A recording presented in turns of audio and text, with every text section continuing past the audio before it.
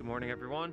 This is Bray. Out here just around my house, going for a little walk, and I just wanted to show you guys how I would use the SlowMo video feature on my a7III. If you have one of these, or if you have anything similar, you can go to like 60 or 120 frames a second.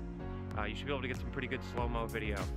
So I'm out here just going for a walk. I actually just ran into some deer and I got a good shot of them. So I'll show you how I do it, and then I'll show you kind of how the results go. So there's two different ways you could do slow-mo on the a7III. First would be just going into straight video mode, click set right now, and then you would go into your settings, go over to the camera 2, see it has the little camera logo, and then a 2, go over here, go down to, first of all you would do file format. This can't do 120 frames a second in 4K, so we're just going to leave it on HD. And then you can go to your record settings, and you have all these different frame rate options. The one you would want for slow-mo, and just for kind of standard definition, or well, high definition video of this, would be 120 frames at 60 M. I don't know what M means, but it's a little, more standard quality. So then you go back to your shooting mode.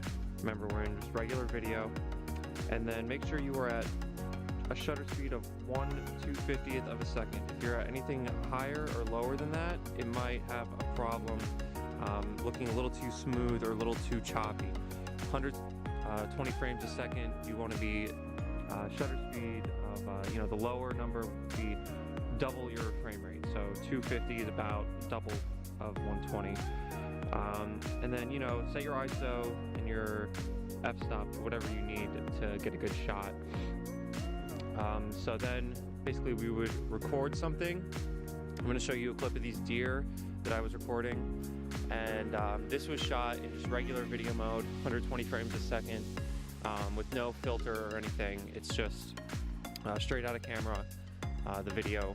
And see, you can keep it normal and it'll look like normal speed, or you can bring it down to slow-mo, which if we're playing this at 24 frames a second, this would be at about 4 or 5 times speed.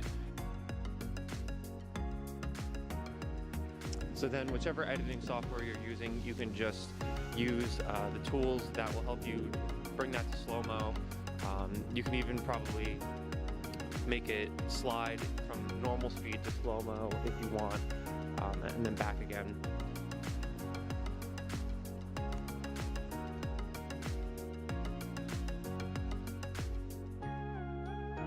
There's another way you can use slow-mo on the a7III camera. You go to the new mode S&Q, which stands for slow and quick.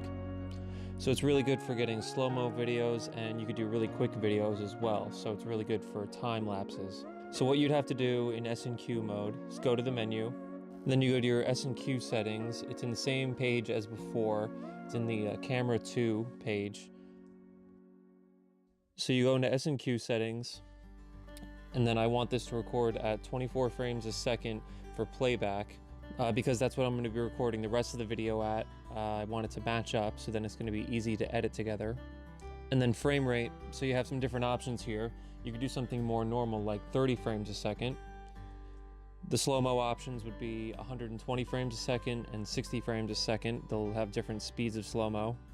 And then if you wanted to do something faster, like time lapses, you would use something slower like 2 frames a second, 1 frame a second. For the sake of this though, for slow-mo, I'm going to keep it at 120 frames a second to match up with what we were doing before. The same thing applies with keeping your shutter speed at 1/250th of a second, and then whatever other ISO and aperture settings you need to make sure that you have the right exposure. So it's really just two different methods of getting slow-mo, whether you record it in regular video mode and then have to edit it slower to be in slow-mo, or if you just use S&Q mode and then you immediately get the slow-mo video.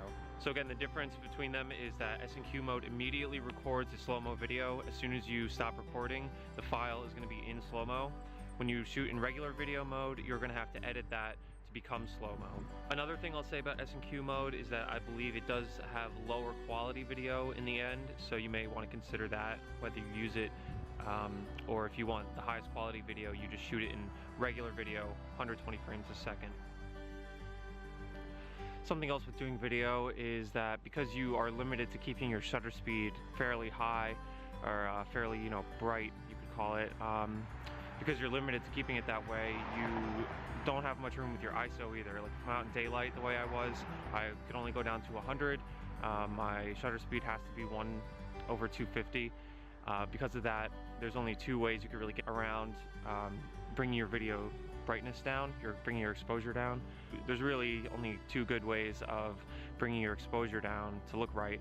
The first would be just bringing your aperture a little bit deeper, so bringing it from like 2.8, as much as you might want it to be at 2.8 or something like that, to make it like a really shallow depth of field. You might have to keep it at like f9 or something even higher, just to be able to see, just to be able to make sure you have the right exposure. The other way you can do it is use a neutral density filter, also called an ND filter for short. There's also variable ND filters, so you can adjust the brightness. You can adjust how much light it is blocking.